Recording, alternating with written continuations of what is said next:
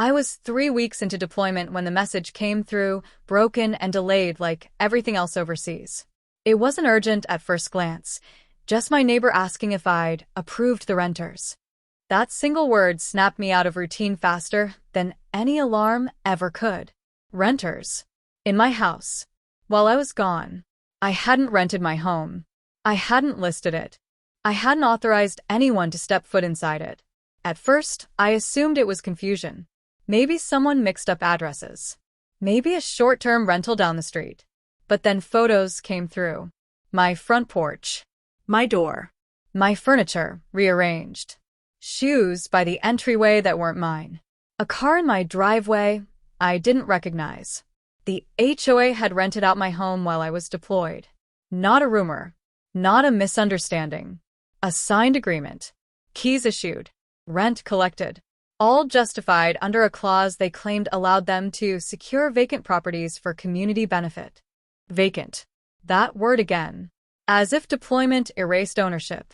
The emails followed. Notices I never received. Lack of response. Failure to occupy. Temporary administrative action.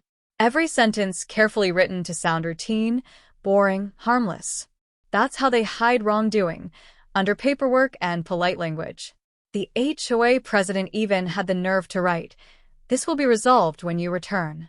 Resolved. As if my home being lived in by strangers was an inconvenience, not a violation. I reported it immediately. Not emotionally. Procedurally. Military legal doesn't react, they document. Within hours, they confirmed what I already suspected. Under federal law, renting out a deployed service member's primary residence without consent isn't just overreach. It's unlawful. No board vote fixes that. No bylaw overrides it. Back home, the renters had no idea. They'd been told everything was legitimate. HOA managed. Fully approved. They weren't villains. They were collateral. The real issue was the board that decided my absence gave them authority. What made it worse was learning they'd done it before. Quietly. Short deployments. Extended trainings. Homes labeled and used just long enough to generate income for HOA projects no one voted on. Most owners never fought back. They were tired. Busy. Intimidated. They assumed I'd be the same. But here's what HOAs forget about deployed soldiers. Distance doesn't mean disconnected. And silence doesn't mean surrender. I didn't rush home. I didn't threaten. I let the system move. Notices went out. Orders were prepared. The renters were informed that the lease was invalid and temporary protections were being arranged, so no one was blindsided. The HOA was warned formally that continuing would escalate this beyond civil liability. They ignored it. They thought military processes were slow, that I wouldn't push while deployed, that no one would act until I physically returned. That's when I made a call that changed the tone completely. Not to escalate, not to intimidate, to reclaim what was never theirs. Because when authority is faked long enough, it starts to believe itself. And when that fake authority crosses into federal protection territory, the correction is never quiet. The HOA's response didn't come immediately. That alone told me everything. When people are confident they're right, they reply fast. When they're scrambling, they stall. For 2 days, there was nothing. No clarification, no apology, no explanation. Meanwhile, the renters kept living in my house, completely unaware they were caught in the middle of something illegal. On the 3rd day, an email finally arrived. It was long, polished, written by an attorney. They claimed the rental was a temporary custodial lease, executed under emergency authority granted by HOA bylaws. They cited community safety, property preservation, and alleged abandonment. They carefully avoided one phrase entirely, my consent, because they didn't have it. And they knew it. Military legal reviewed the email line by line. Their conclusion was blunt. The HOA had no authority to lease a privately owned, occupied by right property belonging to a deployed service member. None. Not under state law. Not under HOA bylaws. Not under any interpretation that would survive scrutiny. More importantly, they had violated the Servicemembers Civil Relief Act again. Renting out a primary residence without consent isn't a gray area. It's explicitly prohibited. Income generated from that act only makes it worse. Formal notices went out that same day. Not angry letters. Official notices. Delivered to the HOA board, their attorney, the renters, and the local property management company involved in collecting payments. Each notice laid out the facts: active duty deployment, primary residence status, lack of authorization, and immediate requirement to unwind the lease. The renters were shocked. They contacted me directly, apologetic and confused. They'd signed paperwork, paid deposits, even been told the HOA managed homes for deployed owners. That lie didn't just hurt me, it exposed them. Military legal ensured they weren't treated as trespassers. Temporary housing assistance was coordinated so they wouldn't be thrown out overnight. This wasn't about punishing innocent people. The HOA, however, doubled down. Instead of reversing course, they sent another message claiming the lease would remain in effect until further review. They continued collecting rent. They instructed the renters not to vacate. That single decision shifted everything from civil dispute to willful violation. At that point, the chain of command elevated the issue. A formal report was filed documenting unlawful occupancy, unauthorized profit, and intentional disregard of federal notice. Once that report exists, it doesn't disappear. It gets shared. It gets referenced. It follows people. Behind the scenes, coordination began. Not dramatic. Methodical. Military legal liaised with federal civil rights enforcement offices. Local authorities were notified that any attempt by the HOA to block access to the property would be unlawful. The property manager quietly terminated their contract with the HOA within 24 hours. Money froze next. Rental income collected after the first notice was flagged. Accounts were reviewed. The HOA suddenly found itself unable to move funds tied to the lease. Their attorney stopped responding altogether. The renters packed. Not because they were forced, but because the truth was now undeniable. They'd been placed in someone else's home without permission, and staying would only make things worse for everyone. Military assistance ensured they weren't left stranded. The HOA offered them nothing. By the end of the week, my house was empty again. But it wasn't returned. The HOA changed the locks. That move crossed a line even they couldn't walk back from. Changing locks on a deployed service member's home after formal notice isn't ignorance, it's defiance. And defiance, once documented, has consequences that don't require shouting or threats. It requires enforcement. And that enforcement was already in motion. When I got confirmation that the locks had been changed, the situation stopped being a dispute and became a containment problem. Not emotionally, operationally. A private organization had knowingly restricted access to a deployed service member's primary residence after receiving formal federal notice. That isn't just unlawful. It's reckless. Military legal didn't react the way people expect. No threats. No calls. No posturing. They documented the lock change, verified timestamps, and requested photographs from my neighbor showing the new hardware and posted "No trespassing" notice the HOA had taped to my own door. Every detail mattered. Every step the HOA took after notice compounded liability. The next action was coordination. Local law enforcement was notified, not to intervene yet, but to be aware. County officials were looped in regarding unlawful possession. The HOA's insurer received a compliance inquiry. Their bank received a records request related to rental income and property access expenses. Pressure doesn't always come from the front. Sometimes it comes from every side at once. Then my platoon sergeant called. Not to storm anything. Not to threaten anyone. But to inform me that several members of my unit, who lived nearby or had family in the area, were authorized to assist with property verification and access restoration under military legal guidance. That phrase matters. It wasn't force. It was presence, documentation, and lawful entry with witnesses. The HOA wasn't told in advance. Early the next morning, my neighbor watched as several vehicles parked legally along the street. Calm. Organized. No uniforms. No raised voices. Just people with identification, paperwork, and a locksmith contracted by military legal. A deputy was present to observe. Everything was above board. The locksmith examined the door, confirmed the unauthorized lock change, and documented it. With the deputy present, the lock was removed and replaced with a new one registered in my name. Photos were taken. Time-stamped. Signed. The HOA president arrived halfway through. She was angry. Loud. Insistent that this was HOA property access. She demanded everyone leave. She threatened fines. The deputy asked one simple question. Do you have a court order? She didn't. That ended the conversation. Inside, the house was mostly intact but not untouched. Personal items had been moved. Closets rearranged. A few things missing. Everything was photographed. Cataloged. Logged.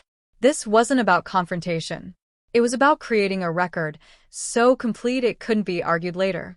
By noon, my home was secured. Utilities restored. Notices posted making it clear that any further interference would be treated as unlawful entry. Copies were sent to the HOA, their attorney, and county authorities. That afternoon, the HOA's attorney finally responded. Short email. Careful language. Requesting a pause and proposing mediation. Too late. Once unauthorized occupancy, profit, and access restriction occur after notice, mediation isn't a reset button. It's a footnote. Military legal informed them that the matter had moved beyond internal resolution. Federal review was underway. Any further contact would be routed through council. The HOA board held an emergency meeting that night. Neighbors attended in record numbers. Questions were asked. Documents were demanded. The narrative the board had relied on, temporary management, community benefit, owner unresponsive, collapsed under scrutiny. By the end of the week, 2 board members resigned. Not out of guilt, out of fear, because they finally understood what had happened. They hadn't just overreached. They'd ignored federal protection, exploited absence, and doubled down when warned. And now the correction wasn't coming from one homeowner. It was coming from systems designed specifically for situations like this. And those systems don't stop once the door is unlocked. By the time federal investigators formally entered the picture, the HOA was already fracturing. Board chat logs were subpoenaed. Financial records were frozen. The rental income from my house, which they had quietly funneled through a shell maintenance account, was flagged immediately. That single detail turned an HOA dispute into a potential fraud case. The board tried damage control. Emails went out to residents claiming a misunderstanding and promising refunds of recent fines. What they didn't mention was the letter arriving from the Department of Justice, reminding them that service members are protected under federal law specifically because absence makes them vulnerable to abuse. Ignorance is not a defense when the statute is written in plain language. One by one, the board members lawyered up. The HOA president stopped answering calls. Their property management company terminated its contract overnight, citing undisclosed legal exposure. Vendors pulled back. Insurance coverage was suspended pending investigation. The community that once backed the board suddenly realized dues money was being used to defend actions that could bankrupt everyone. Neighbors started talking. Not gossip, documentation. Screenshots of past threats. Copies of warning letters sent to deployed owners. Photos of HOA officers entering homes without consent. What had seemed like isolated incidents formed a pattern. And patterns are what investigators look for. Military legal advised me to remain silent publicly. Let the process work. So I did. No posts. No interviews. No statements. Silence can be louder than outrage when the other side is panicking. Then the civil filings began. First came the injunction. The HOA was prohibited from entering, managing, renting, or representing my property in any capacity. Violations would carry personal liability, not just corporate penalties. That detail mattered. It separated the board members from the protection they assumed the HOA structure gave them. Next came restitution demands, rental profits, damage costs, legal fees, emotional distress. Each item supported by evidence already logged, already timestamped, already verified. The numbers escalated quickly, and with them, the fear. At a closed-door emergency meeting, residents confronted the remaining board members. Someone asked the question everyone was thinking: if they did this to a deployed soldier, what could they do to us? No one had an answer. 2 more resignations followed. By the end of the month, the HOA was effectively leaderless. A court-appointed administrator stepped in to stabilize operations. Elections were suspended. All enforcement actions were halted pending review. Years of petty authority vanished in a single ruling. When I finally returned home, there were no banners, no applause, just a quiet street and neighbors who avoided eye contact out of embarrassment. I didn't need vindication. The house was mine again. That was enough. But the consequences didn't stop there. Federal penalties were assessed. Civil suits from other homeowners followed. The HOA's reserves were drained. Special assessments were proposed, then rejected. Property values dipped as listings appeared overnight. What the board had tried to control collapsed under the weight of its own overreach. The irony wasn't lost on anyone. An organization created to maintain order had destabilized an entire neighborhood because it believed authority was the same as ownership. It isn't. And the law is very clear about that. This wasn't revenge. It was correction. And once correction begins at the federal level, it doesn't ask permission to finish. The lesson spread quietly through surrounding communities, passed between homeowners like a warning flare. Authority requires consent. Power requires limits. When either is ignored, consequences follow. Not dramatic ones, but permanent ones, written in records, rulings, and reputations that never fully recover after such failures are exposed, documented, and remembered. The final ruling came 3 months later, and it was definitive. The court didn't just side with me. It dismantled the illusion the HOA had been operating under for years. The judgment outlined, in precise language, how the board abused its authority, violated federal protections for deployed service members, and misrepresented its powers to residents. It wasn't emotional. It wasn't dramatic. It was clinical, and that made it devastating. The HOA was ordered to dissolve its current board permanently. Every member involved in the decision to rent my home was barred from holding any position of authority in an HOA within the state for a decade. Fines were levied personally, not corporately. No insurance coverage applied. No indemnification clauses saved them. The structure they hid behind was stripped away, leaving only individual accountability. Restitution followed. Every dollar earned from renting my home was returned with interest. Repairs were paid in full. Legal costs were covered. Additional damages were assessed for willful misconduct, a phrase that carries real weight in court. The total amount exceeded what the HOA had in reserves. They tried to spread the cost among residents. The residents refused. Instead, a class action formed against the former board. Homeowners argued their dues had been misused, their property values damaged, and their trust violated. The same neighbors who once nodded along at meetings now sat in deposition rooms, explaining how they were misled. The administrator overseeing the HOA finalized its restructuring. Enforcement powers were limited. Transparency rules were imposed. Any future actions involving property access required unanimous homeowner consent and third-party oversight. The days of casual intimidation were over. When I stood on my porch again, months after returning, the neighborhood felt different. Quieter. Smaller.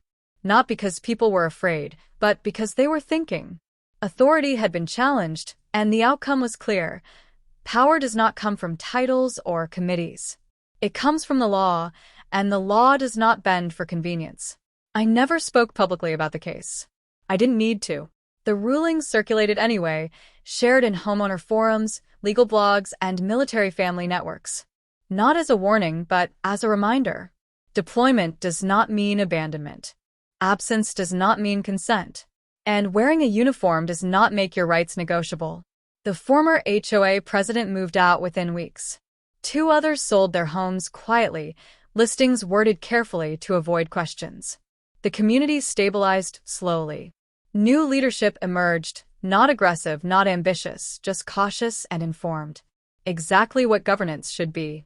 As for me, I went back to my routine. Yard work, repairs, quiet evenings. The ordinary life that had been disrupted by people who confused enforcement with ownership. Every now and then, a neighbor would nod, or say thank you, or admit they hadn't understood how bad things were until it happened to someone protected by federal law. That part always stuck with me.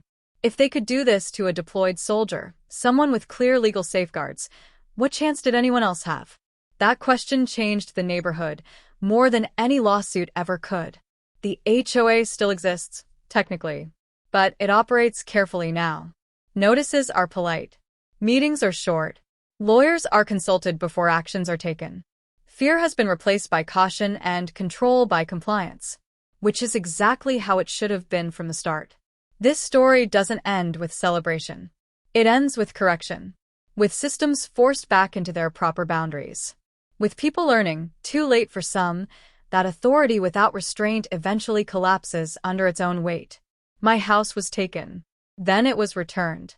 And in the process, an entire system was reminded that some lines, legal, moral, and federal, are not suggestions. They are limits. And once crossed, there is no marching back.